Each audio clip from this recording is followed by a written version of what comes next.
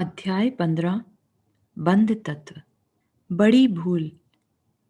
स्वतंत्रता की उपासना के द्वारा संपूर्ण बंधनों का विच्छेद करके पूर्ण स्वतंत्रता सहित निज चेतन देश में शांति रानी के संग विलास करने वाले पर ब्रह्म अनंत सिद्ध भगवंत मुझे भी शक्ति प्रदान करें कि उनकी भांति मैं भी इन बंधनों का विच्छेद करके निज साम्राज्य का भोग कर सकूं।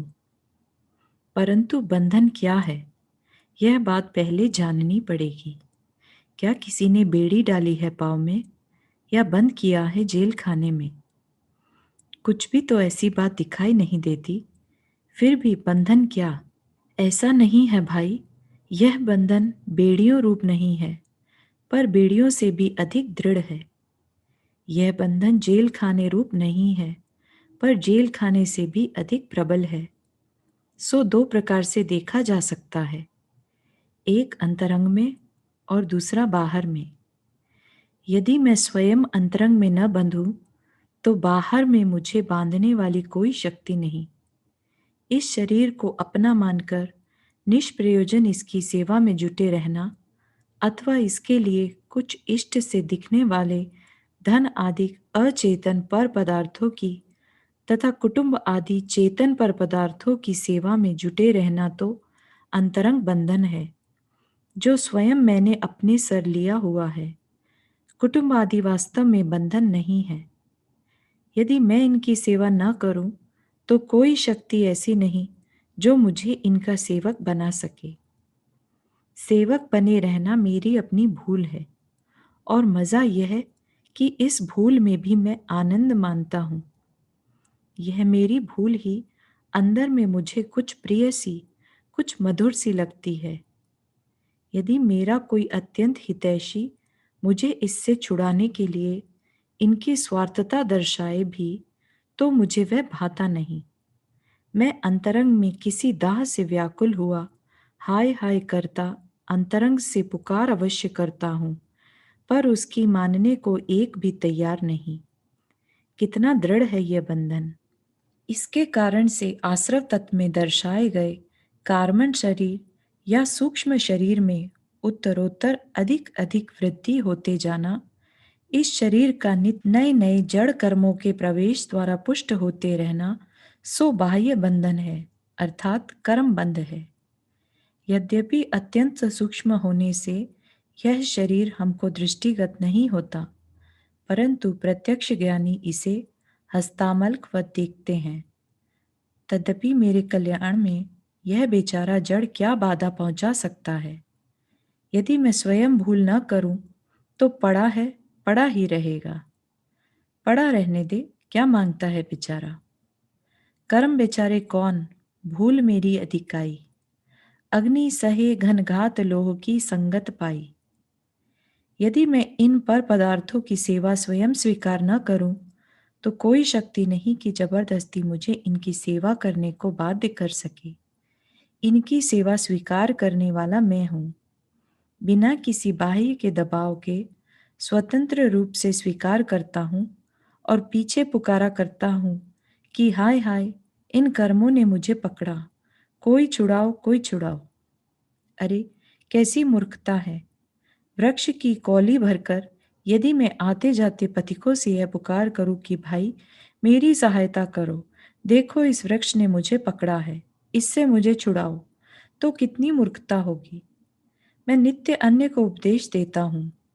तोते का दृष्टांत सुना सुनाकर मानव जगत को रिझाता हूँ। शिकारी के द्वारा लटकाई गई नलकी पर बैठा तोता नलकी घूम जाने के कारण जब स्वयं घूमने लगता है तो यह जानकर कि अरे मैं तो नीचे गिरा, नलकी को और दृढ़ पकड़ लेता है और उस पर उल्टा लटका रहता है, परंतु विचारता यह रहता है कि नलकी ने मुझे पकड़ लिया है। पर फड़फड़ाता है उड़ने के लिए, परंतु पाँव न छोड़े तो कैसे उड़े। नलकी ने मुझे पकड़ा, कोई छुड़ाओ। वही दशा तो मेरी है। स्वयं दास्ता स्वीकार करके हाय इस दास्ता से मुझे छुड़ाओ, कितनी हंसी की बात है। देखो बंदर की मूर्खता, शिकारी के द्वारा पृथ्वी में गाढ़ी चनों से भरी हंडिया में चनों के लालचवश हाथ डाले स्वयं, चनों की मुट्ठी भरे स्वयं, और बंद मुट्ठी हंडिया के मुंह में से न निकल सके तो पुकारे, हाय हाय हंडिया ने मुझे पकड़ा, कोई छुड़ाओ कोई छुड़ाओ। यदि उस समय उसको यह कहा जाए कि भाई मुट्ठी को खोल दे, छुटा ही तो पड़ा है, तो मुट्ठी खोलने के लिए कभी तैयार नहीं, भले शिकारी पकड़ ले। किसने पकड़ा है उसको? हंडिया ने या उसके लालच ने? हंडिया बेचारी का क्या दोष? अब छोड़े और भाग जाए, पड़ी रहेगी बेचारी। वह कब उसे पकड़ने को वृक्ष पर चढ़ेगी? बंदर की मूर्खता पर आज मैं हंस रहा हूं, पर खेद है कि अपनी मूर्खता मुझे दिखाई नहीं देती। शरीर, धन व कुटुंब आदि की सेवा स्वयं स्वीकार करके कोस रहा हूं कर्मों को। हाय इन कर्मों ने मुझे पकड़ा, देखो निष्कारण तंग कर रहे हैं। प्रभु, किसने पकड़ा है तुझे? विचार तो सही। सेवा चाकरी छोड़, कौन रोकता है तुझे? ये बेचारे जड़ कर्म तो बिल्कुल निरपराध हैं, ये कब पकड़ते हैं तुझे? तू स्वयं ही बुला बुला कर पकड़ लेता है उन्हें। अपराध अपना और गले मड़े कर्मों के, कैसे मजे की बात है। हे भाई, तुझे कल्याण चाहिए, हित चाहिए, सुख चाहिए, शांति चाहिए, तो बाहर में इनकी ओर न देख, देख अपनी ओर, अपनी प्रभुता की ओर। तू तो पहले ही से कल्याण रूप पड़ा है, तू तो अब भी शांति का भंडार है। किसने छीना है उसे? कुछ भी तो नहीं बिगड़ा है तेरा। अपनी शांति को सेवा चाकरी में खोजने जाता है, बस इस कल्पना ही ने तो पकड़ा है तुझे। यही वे बंधन है जो महात्माओं ने तोड़ दिए हैं, तू भी तोड़ दे तो वैसा ही हो जावे। सिद्ध प्रभु में और तुझ में तनिक भी तो भेद नहीं है, काहे दुहाई देता है उनके द्वार पर कि तुझे शांति प्रदान करे। तू सर्व समर्थ है, शक्ति का पुंज है। संस्कार निर्मिति। शरीर व कुटुंब की सेवा चाकरी का भाव कौन पैदा करता है तेरे हृदय में? क्या कोई सिखाता है तुझे ये बातें? पैदा होते ही बालक दौड़ पड़ता है स्तन की ओर, कौन सिखाता है उसे? स्वयं सीखा सिखाया ही तो उत्पन्न हुआ है। पहले कभी यह क्रिया करने लगा था, आज आदत बन गई, संस्कार बन गया। कहीं भी जाए, इस रूप में या उस रूप में, मनुष्य के शरीर में या तिर्यंच के शरीर में, नरक गति में या देव गति में, संस्कार को सदा साथ लेकर जाता है। फिर किस सिखाने वाले की आवश्यकता है? स्वयं सीखता है, स्वयं संस्कार बनाता है, स्वयं साथ ले जाता है। स्वयं तू ही तो है इसका निर्माण करने वाला। तू स्वयं इनको न बनाए तो कर्म बेचारे क्यों आए? तू इन संस्कारों को तोड़ दे तो कर्म भी बेचारे तेरा साथ छोड़ दें। कर्मों से प्रार्थना करने से कि भाई अधिक न सताओ, कृपया मुझे रास्ता दे दो, मैं धर्म करने जा रहा हूं, क्या लाभ है? इन बेचारों को क्या सुनाई देता है? अपने संस्कारों को पहचाने, उनका निर्माण तू नित्य किस प्रकार कर रहा है उसे जाने, तथा ऐसी भूल करना छोड़ दे तो बंधन काहे का, स्वतंत्र ही तो पड़ा है। अपने अंदर में उतर कर देख, संस्कार प्रत्यक्ष दिखाई दे रहे हैं। संस्कार उस आदत का नाम है जो तूने धीरे धीरे नित्य नए नए अपराध करके आश्रव के द्वारा पुष्ट की है, और उसी पुरानी आदत स्वरूप संस्कारों से प्रेरित हुआ नित्य नए नए अपराध कर रहा है, बिल्कुल विवेक नहीं रहा है। अपराध, संस्कारों का निर्माण, आगे उनकी प्रेरणा से पुनः पुनः वही नए नए अपराध, संस्कारों का और पोषण, अधिक अधिक अपराध, संस्कारों की अधिक अधिक पुष्टि। बस यही तो वह चक्र है जिसमें तू उलझा पड़ा है। यह बात समझनी भी कठिन नहीं है, सबके अनुभव में आई है, केवल विश्लेषण करने की कमी है। ज्ञानी व अज्ञानी में तथा एक फिलॉसफर व एक साधारण व्यक्ति में इतना ही तो अंतर है कि फिलॉसफर तो वस्तु का विश्लेषण करके बना लेता है सिद्धांत, और दूसरा रह जाता है ताकता उसके मुंह की ओर। सिद्धांत का आधार अनुभव है। विश्लेषण करो तो आप भी बना सकते हो। यदि सिद्धांत बनाने की शक्ति नहीं तो समझ तो सकते ही हो। देखिए, दृष्टांत देकर समझाता हूँ। संस्कार निर्माण का क्रम तथा उस संस्कार की वह शक्ति जो तुझे नए नए अपराध करने की प्रेरणा देती है। देखिए उस व्यक्ति की ओर जो आज एक विश्वविख्यात डाकू है। क्या वह डाकू बनकर जन्मा था? नहीं, जन्मा था तब तो बिल्कुल भोला भाला था। छोटा सा बच्चा था, बड़ा प्रिय लगता था। आज का यह भयानक रूप कैसे धारण किया? डाकू बनना उसने प्रारंभ किया था उस समय जबकि वह स्कूल में पढ़ने के लिए भेजा गया था। पहले ही दिन उसकी दृष्टि पड़ी अपने साथी की पेंसिल पर जो उसे कुछ सुंदर सी लगी। न मालूम एक विचार सा कहाँ से उठा उसके अंदर। एक बिजली की चमक की भांति उसे कुछ धक्का सा लगा। और यदि उठा लूं इसे तो? अवकाश का ही तो समय है, रिसेस है, कोई भी तो नहीं है यहाँ।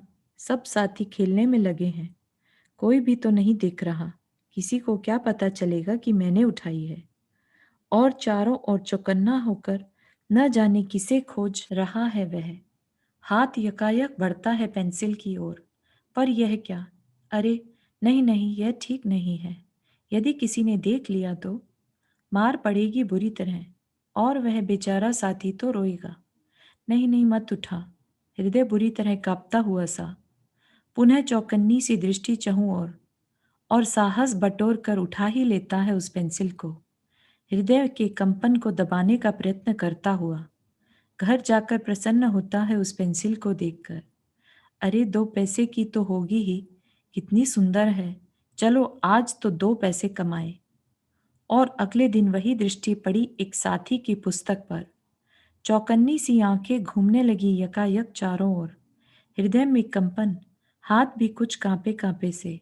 परंतु न तो था कल जितना विस्मय, न था कल जितना भय, न था कल जितना कंपन, न थी कल जितनी गिलानी। किताब उठाई और बस्ते में डाल ली। घर जाकर किताब को उलट पुलट कर देखा तो बिल्कुल नई है। वाह वाह, कितना अच्छा हुआ। अब तो मुझे किताब खरीदनी ही न पड़ेगी। तीसरे दिन उसी प्रकार दवात और फिर चौथे पांचवें दिन अन्य अन्य वस्तुएं। पर आगे आगे को हीन हीन विस्मय, हीन हीन भय, हीन हीन कंपन और हीन हीन ग्लानि। इनके साथ साथ धीरे धीरे साहस में वृद्धि। और आज वही है साहसी निर्भीक डाकू जिसके अंदर न है विस्मय, न है भय, न है कंपन, न है ग्लानि। बस बन गया संस्कार, एक पुष्ट और प्रबल डाका डालने का संस्कार। पहली दूसरी आदि स्थितियों में ही रोकता तो रुक जाता, पर आज उसे कितना भी दंड मिले वह संस्कार रुकने वाला नहीं। पहले दिन जिस संस्कार का आरंभ कांपते हुए हाथ से हुआ था, आज वह उसे प्रेरणा करता है, साहस देता है बड़े बड़े डाके डालने का। इसी प्रकार किसी मित्र की प्रेरणा से पहले दिन घृणा बुद्धि से कांपते हुए हृदय के साथ शराब की एक घूंट मात्र पी लेने वाले उस व्यक्ति को आज शराब के बिना चैन नहीं। पहले दूसरे के पैसे से पीनी प्रारंभ करने वाला आज अपनी लहू पसीने की कमाई को भी शराब के लिए फूंक रहा है। कौन शक्ति है, कौन प्रेरणा है? वही संस्कार की शक्ति, वही संस्कार की प्रेरणा जिसे उपरोक्त क्रम से स्वयं उसने पुष्ट किया है। बस बन गया संस्कार निर्माण का सिद्धांत। कोई भी व्यक्ति कभी एक नया अपराध करता है तब संस्कार की रूपरेखा मात्र सी अंदर में बन जाती है जो उसे पुनः वह अपराध करने के लिए बल प्रदान करती है तथा उसके भय को हटाती है। उससे प्रेरित हुआ वह पुनः उसी जाति का अपराध करता है। उस संस्कार की पुष्टि हो जाती है और वह पुष्ट संस्कार और अधिक प्रेरणा व बल देता है। पुनः उस जाति का अपराध दोहराता है, पुनः संस्कार की पुष्टि हो जाती है और इसी प्रकार पुनः पुनः नया नया अपराध या आश्रव और फलस्वरूप संस्कारों की पुष्टि या पूर्व पूर्व संस्कार में नई नई शक्ति का बंध। इसी प्रकार आगे जाकर बन बैठता है वह एक प्रबल संस्कार, एक आदत, एक इंस्टिंक्ट, जिसको अब यदि दबाना भी चाहेगा तो कुछ असंभव सा प्रतीत होगा।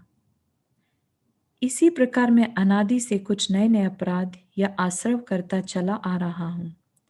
जिस जिस जाति के अपराध करता हूँ, उस जाति के अपराध पहले किए थे। अतः उस जाति के संस्कार अंतरंग में पहले से ही पड़े हैं। अब का किया नया अपराध मिल जाता है अपनी जाति के पूर्व संस्कार के साथ और पुष्ट कर देता है उसे। इसी प्रकार सर्व ही पूर्व संस्कारों का बराबर सिंचन करता चला आ रहा हूँ।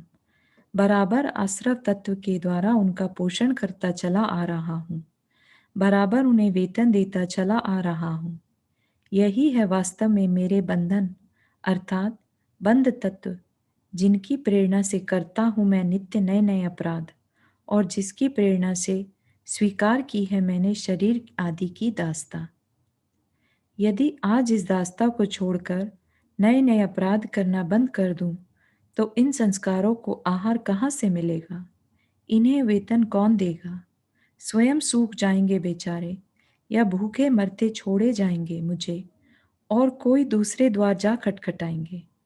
अतः भाई, यदि स्वतंत्रता चाहिए तो कर्मों को कोसने से कुछ न बनेगा, न ही प्रभु से भिक्षा मांगने से काम चलेगा। स्वतंत्र रूप से तूने ही इनका निर्माण किया है, और स्वतंत्र रूप से तू ही इन्हें काट सकता है। कैसे? सो अगले प्रवचन में आ जाएगा।